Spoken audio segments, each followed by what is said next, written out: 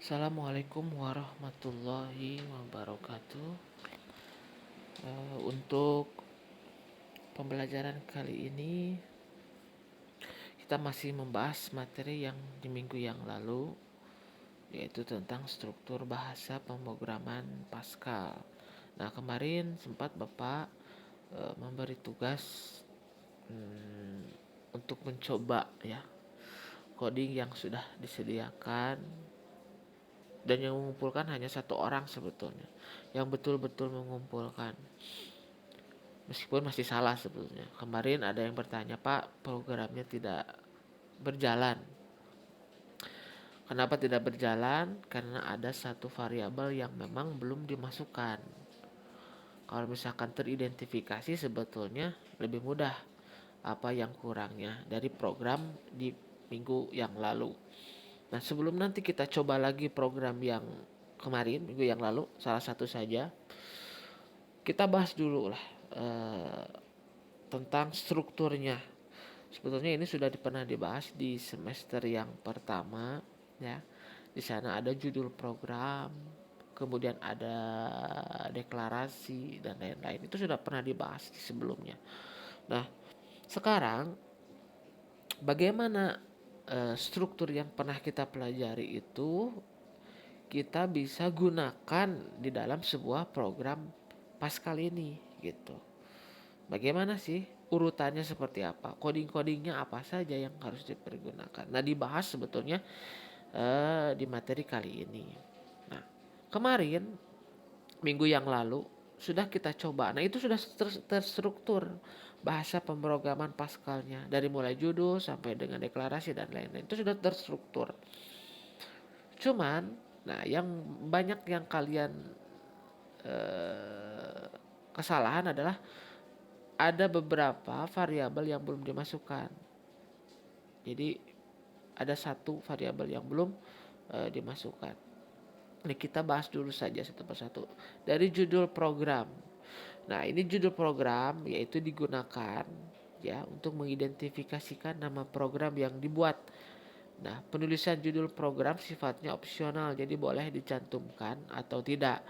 Namun, keperluan identifikasi lebih baik judul ada dan diberi nama sesuai dengan tujuan program. Nama program diawali dengan kata program sebagai kata baku dalam Pascal, diikuti dengan nama program atau identifier. Nah, aturannya seperti apa? Nah, yang pertama, harus berupa alfabet A sampai Z, baik huruf besar ataupun huruf kecil. Nah, setelah karakter pertama dilanjutkan dengan alfanumerik atau angka atau maupun huruf, itu masih boleh. Dan juga underscore. Jadi tidak boleh memakai spasi. Jadi harus dalam satu kata ya. Nah, dalam penulisan identifier tidak boleh menggunakan karakter berikut ini, tanda seru dan lain-lain ya. Ini tidak boleh. Karena nanti kalau kalian menggunakan tanda-tanda yang di bawah ini, di poin nomor 3 ini, maka akan terbaca sebagai coding di dalam program tersebut. Ya, jadi tidak boleh menggunakan simbol-simbol karakter-karakter berikut ini.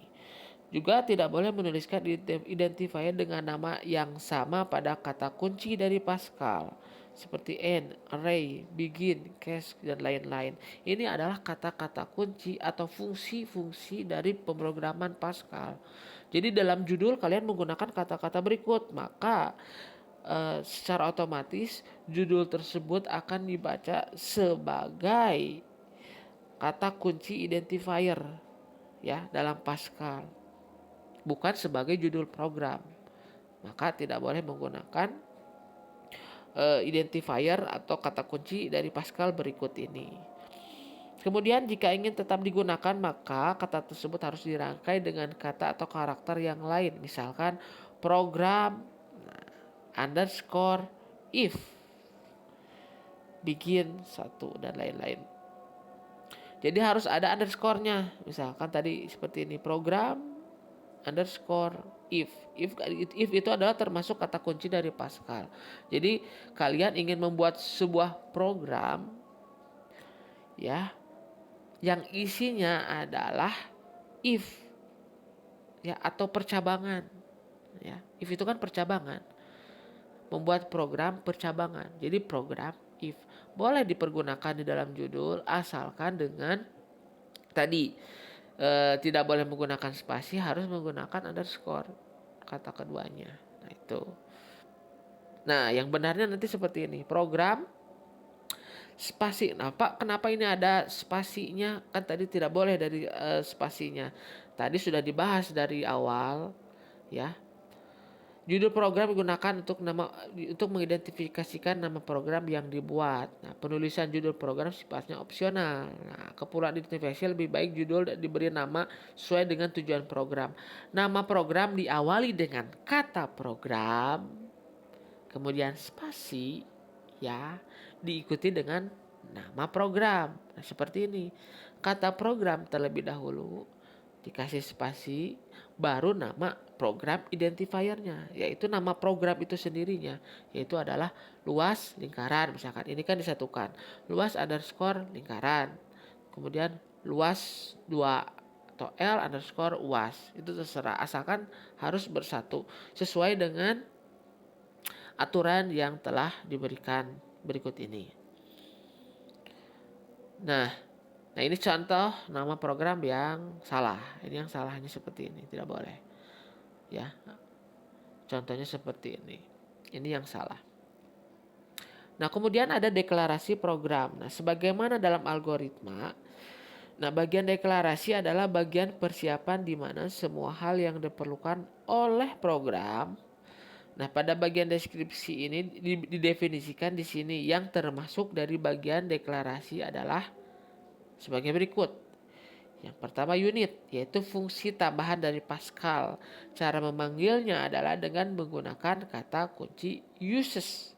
Makanya di dalam program tersebut ada namanya uses CRT, ya. Nah, contohnya nih, pada program di atas adalah penggunaan uses CRT.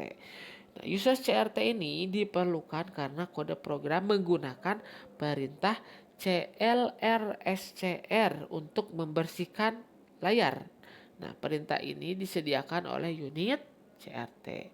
Jadi ketika kalian menggunakan CLRSCR itu wajib menggunakan atau memanggil kata kunci uses CRT. Jika tidak digunakan, maka perintah CLRSCR tidak akan dilaksanakan di dalam program tersebut. Nah, lanjut. Konstanta yaitu suatu nilai yang besarnya tetap konstan selama program dijalankan. Kemudian ada deklarasi variabel, yaitu identifier atau nama-nama untuk menyimpan nilai beserta dengan tipe datanya. Nah, deklarasi tipe data baru yang didefinisikan oleh program. Yang kelima adalah prosedur dan fungsi.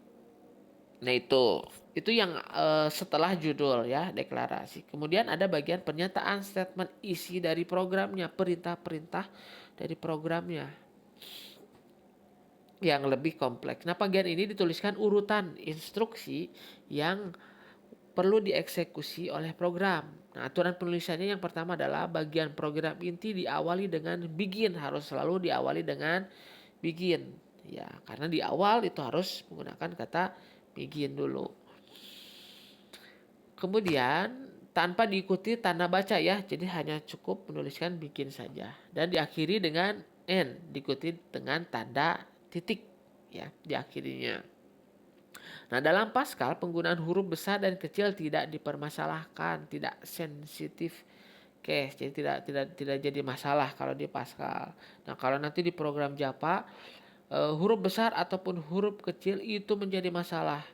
Jadi kalau misalkan di sana write ln harus sama kecil write ln, tidak boleh dibesarkan semua hurufnya, tidak boleh tidak boleh dibesarkan, jadi harus kecil.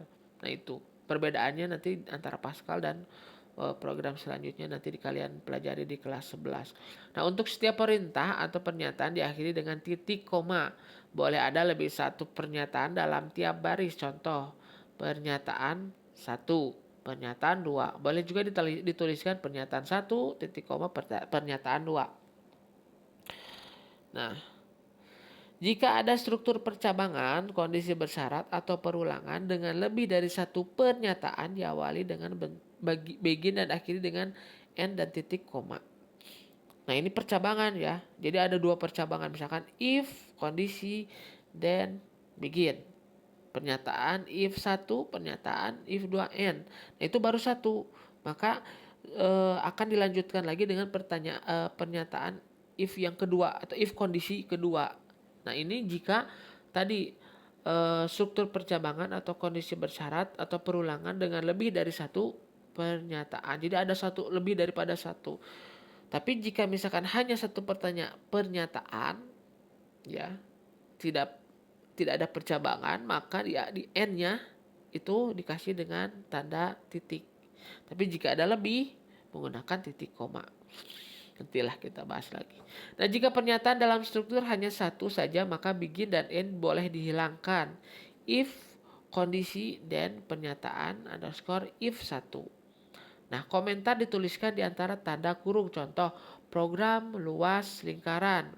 Tanda kurungnya yang seperti ini ya. Bukan tanda kurung yang biasa. Ini digunakan sebagai tanda komentar. Tanda komentar itu apa? Tanda komentar ini adalah sebuah pernyataan yang tidak akan dieksekusi oleh sebuah program. Jadi misalkan ini hanya memperjelas saja. Misalkan program luas lingkaran. Nah, berarti menggunakan tanda kurung ini itu adalah memperjelas bahwa program ini menghitung luas lingkaran ya. Jadi hanya sebagai memperjelas saja.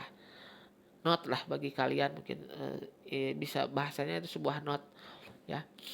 Jadi sebuah petikan. Jadi ini hanya memperjelas saja tapi tidak akan mengeksekusi ya, tidak akan mempengaruhi program itu.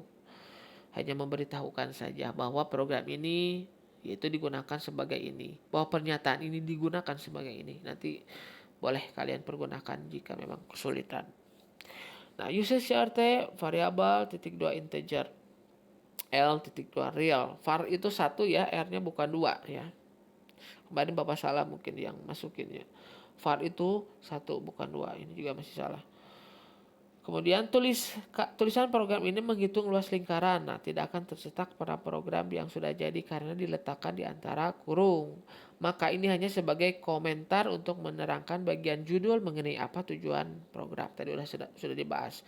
Nah, sebagai tambahan dalam bahasa Pascal, penulisan write atau write, nah ini bedanya ya. Kecil besar dianggap sama karena tidak case sensitif seperti di bahasa C ya. Nanti pemrograman bahasa C atau Java. Demikian juga dengan nama identifier A atau A, luas atau luas, PHI atau PHI dianggap sebagai identifier yang sama. Jadi tidak dipermasalahkan. Cuman supaya tidak membingungkan kalian, alangkah lebih baik jika semuanya sama. Misalkan jika write-nya hurufnya kecil semua, yang lain pun hurufnya kecil semua. Jika yang satu besar, yang semuanya besar. Tapi biar lebih aman, supaya kalian memudahkan atau membiasakan kalian menulis program, sehingga nanti jika di pemrograman selanjutnya yaitu case sensitif, maka dibiasakan saja untuk menuliskan dengan huruf kecil saja.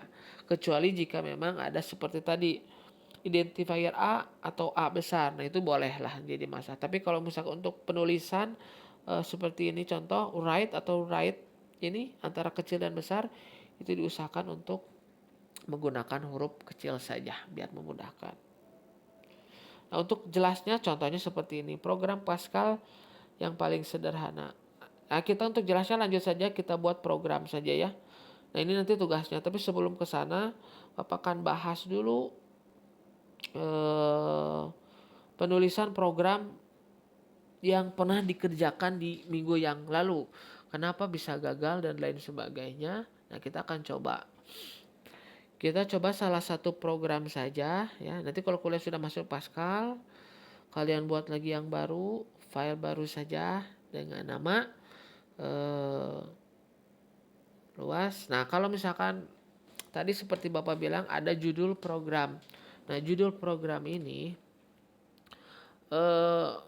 boleh kalian tuliskan, tidak perlu kalian tuliskan program spasi luas atau program spasi apa misalkan. tuliskan saja langsung namanya, luas underscore lingkaran. Oke, maka akan secara otomatis dibuatkan judul programnya, yaitu program spasi luas lingkaran. Jadi tidak perlu menuliskan manual, atau tidak perlu ketika tadi kalian tuliskan program luas lingkaran, itu tidak perlu. Langsung saja tuliskan luas underscore lingkaran. Nah, di sini ada namanya uses CRT. Kenapa ada uses CRT? Secara otomatis akan dipergunakan di sini. Sudah dituliskan. Karena kalaupun misalkan kalian tidak mau menggunakan uses CRT karena tidak akan menggunakan CLR SCR, boleh dihapuskan uses CRT-nya. Tapi karena kita mau menggunakan CLR SCR, maka harus menggunakan uses CRT. Nah, di sini ada begin, ada end, ada read ln. Nah, kita hapuskan saja biar tidak memusingkan, ya, read ln-nya hapuskan dulu. Baru kita masukkan satu persatu program yang minggu kemarin. Yang pertama adalah ada uses CRT, kemudian ada variabel.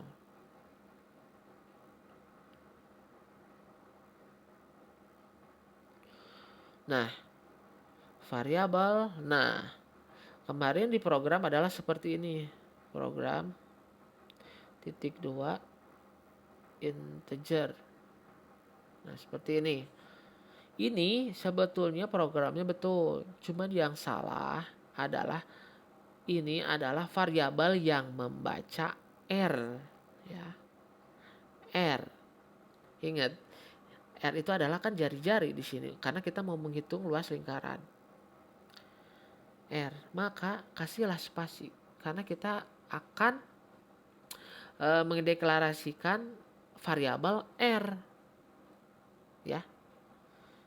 Variabel R integer, ya. Nanti kalian baca-baca lagi lah integer itu apa, kemudian real apa, udah pernah dibahas.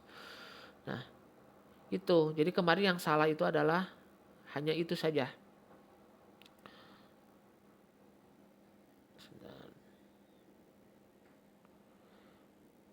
Nah, kemudian lanjut ke L titik 2 real titik koma, baru lanjut seperti ini. Jadi kemarin itu var itu tidak ada huruf variabel itu varr, ya, tapi variabel spasi r karena variabelnya ingin membaca r, ya. Itu yang bedanya, yang salahnya itu hanya itu saja. Nah, kemudian kita masukkan CLR SCR titik koma right, ya, masukkan nilai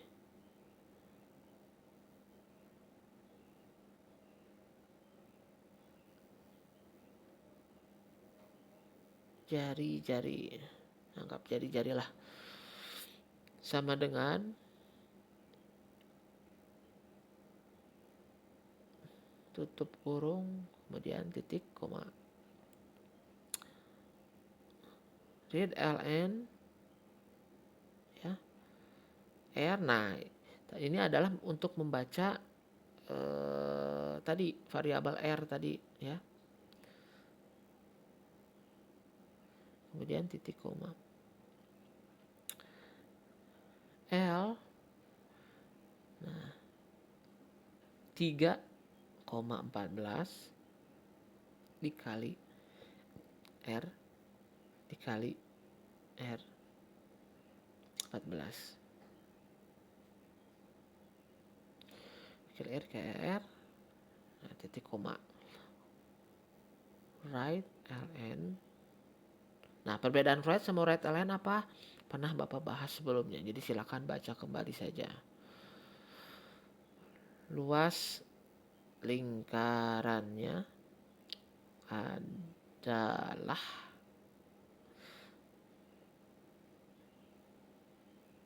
sama dengan